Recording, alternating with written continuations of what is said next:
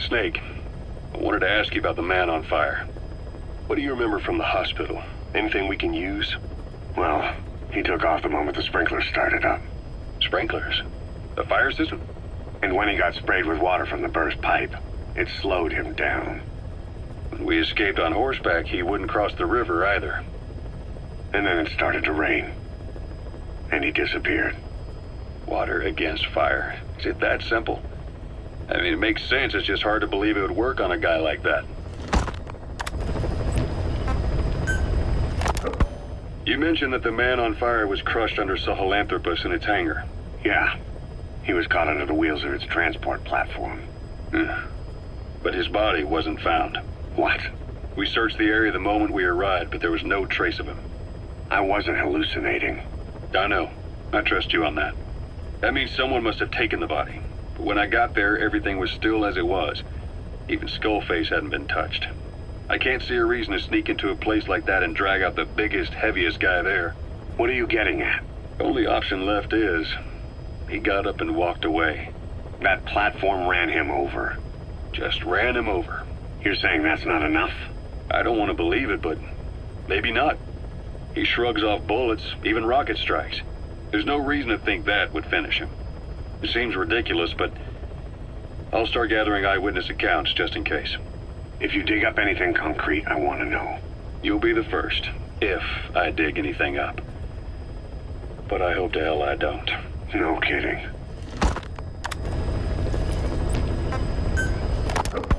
Volgan, the GRU colonel, was burned alive with a Shagohod during Operation Snake Eater 20 years ago. Despite suffering severe burns to his entire body, he still clung to life. After you left Seleniarsk, Volgan's body was taken to a research institute in the outskirts of Moscow, but modern medicine couldn't explain why he was still alive. Not that the colonel was any ordinary man to begin with. That constant electric current he had running through his body that he could unleash at will.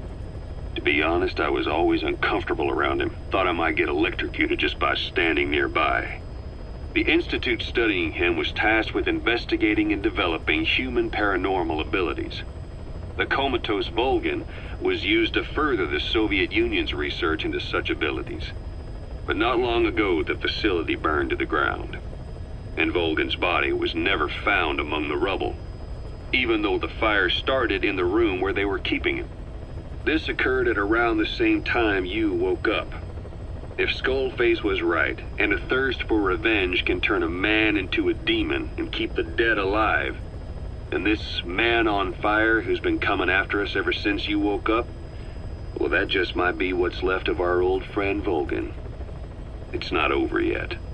Back in '64, in Seleniarsk, you brought his plans for a utopia down in flames. That grudge is what's keeping him alive. The day the research facility holding Volgan burned down, a Soviet jumbo passenger jet happened to crash nearby, far away to the north of that hospital in Cyprus. On board the plane was a young boy who was being studied at the same facility. The plane fell to Earth from over 8,000 feet, but the boy's body was the only one not recovered. At almost exactly the same time as the crash, Volgan awoke in that facility. According to the Research Institute's documents, the gifts this boy demonstrated included psychokinesis and telepathy. To protect his mind from being inundated with other people's thoughts, he always wore a kind of gas mask. A rudimentary form of psychic insulation, apparently.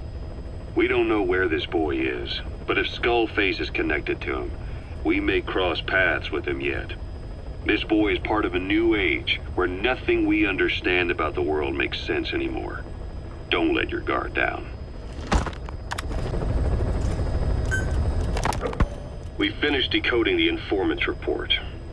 That floating kid we've run into a few times now. Looks like he was a test subject in clinical experiments. The Soviets called him the third boy. The third boy was brought to a lab on the outskirts of Moscow from Czechoslovakia, after which he was due to be sent to a research center in Leningrad, then Siberia, and finally an academic town in Novosibirsk. It doesn't appear that the researchers witnessed the talents we've seen from him, but nevertheless, he was quite the popular subject. His latent cognitive abilities suddenly awoke en route to Moscow. According to the report, the third boy was easily influenced by other individuals' biofields. Evil thoughts, in particular. They affected his mind like a virus. Extreme anger or resentment, motives for revenge, in other words. Now, during the transport flight to Moscow, the boy was exposed to a powerful mental energy field coming from a certain individual. Ever since, being conscious of his powers, he's become a sort of energy generator. What's unique about him is the way his acute telepathic abilities get taken over by another person's will. The boy began to physically parasitize individuals experiencing extreme anger and codify the host's desires. This includes amplifying the host's natural strengths. Or, in accordance with the host's desires, he can also implant program code in another individual, making them a puppet, essentially. Human neural synapses transmit weak electrical currents between neurons. These electrical currents, though at a level difficult to observe, warp the magnetic field outside the body. The third boy is able to pick up these weak fluctuations. Contrary to psychotronics, which involves controlling the human mind, his abilities as a receptor are too high. The emotions he picks up from another individual are amplified and unleashed into his body as they recur in his brain. They turn into microwaves, which then affect the physical world, triggering paranormal phenomena like the spontaneous combustion of organic matter or psychokinesis, moving an object without touching it. There's one other thing. While he's parasitizing a host, the boy's ego gets shut away, allowing the will of the host to take control of his powers, like some annoying static drowning out your own voice. That means he isn't responsible for what's been happening. Somebody's extreme anger has manifested through the third boy's powers in ways none of us could have predicted, which would mean this was going on somewhere around us. Looking back on it, a lot of things make sense now. The man on fire, Sahelanthropus, they both came to life thanks to the third boy's powers. Everything has been happening through him as a catalyst. We first saw him in the hospital on Cyprus. The boy parasitizing the man on fire's desire for revenge gave him his new abilities in return. He next appeared at the Hamid Fighters Fort where the honeybee was hidden. There, the boy parasitized Skullface's vengeful mind. He controlled Sahelanthropus, making it do whatever Skullface wanted. Same goes for when we extracted Emmerich onto the chopper. When he appeared at the Devil's House in Central Africa, Skullface's will controlled the man on fire via the third boy's powers. Everything is clear up to this point. But even the informant couldn't pinpoint who the host was in the cave within Serac power plant. Sahelanthropus suddenly became active, then crushed not only the man on fire, but Skullface as well. Surely neither of them could have been the host. Who else was at that location and bore anger more extreme than either of them? Whose will was controlling Sahelanthropus? According to the report, emotions transmitted in children's brains affect the surrounding magnetic field more strongly. Cerebral nerves are covered with insulation called myelin sheaths to increase impulse speed. The reason for this leakage has to do with the fact that children's myelin sheaths are still developing. So, how many children do you remember being there? Children with a burning desire for revenge and bearing a grudge against you. I can think of only one. Eli. We don't know what kind of life he's had, but the resentment he's shown toward adults is nothing short of extraordinary. The third boy resonated with Eli's mind. And that means Eli bore the strongest animosity of all individuals within the boy's reception range, estimated to be a 3-mile radius, beating out even Volgan and Skullface.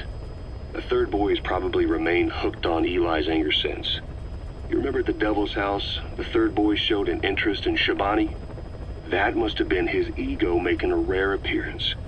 He may possess abilities far beyond anyone else in the world, but he's still a kid. Maybe them both being kids was enough to bring them together. And if so, maybe with Eli, he isn't feeding off him, but acting in symbiosis with him. So what kick-started the third boy's powers? If we look at the location and time that his plane went down, we can make a pretty good guess. When the plane experienced the first anomaly, it gave an accurate report of its position to a control tower, due north of the Black Sea, 125 miles east of Kiev. Dead south on the Black Sea is Cyprus's Green Line, so the plane's position was directly north of the hospital where you'd been asleep for 9 years. And this anomaly was reported at exactly the same time that you woke up. The plane was enveloped in flame from the inside out. The fuselage burnt to ashes. There were no survivors, at least not publicly admitted. Your thoughts formed a synchronicity with the boy's psyche and were amplified inside his brain. That would have been more than enough to trigger his abilities. Your rage was like a big bang in his head, blowing the lid off his powers. The boy was then secretly moved to the lab outside of Moscow where Volgin was comatose. There, Volgin's thoughts resonated with the boy and he was awakened. Volgin became the man on fire, hell-bent on getting revenge on you. His instincts led him straight to you. Skullface knew Volgin from Operation Snake Eater, or perhaps from even before. Monitoring this pair of extraordinaries, he discovered the hospital and sent his assassin and XOF. Skullface was probably watching the situation from close by. Then, realizing how useful these two test subjects could be, he approached them. Reacting to Skullface's thirst for revenge, this time the boy let Skullface's will control Volgin. Volgin, at times driven by personal revenge, at times through Skullface's will, kept on moving, though his body was little more than dead meat. Perhaps there were moments where even your thoughts affected him as well. But without the boy's power, it was like the plug had been pulled from the socket. Everything was powered by anger, malice, revenge. This is how the end of the report sums things up. Both the third boy and the man on fire were originally test subjects of paranormal research for military applications, like telekinetically controlling the leader of an enemy nation and making him launch a nuke, or stopping the heart of someone on the wrong side of the Berlin Wall, experimenting with latent human abilities. They were used as tools of the Cold War. The boy's only crime was being born with unique gifts. But he was sacrificed on the altar of war.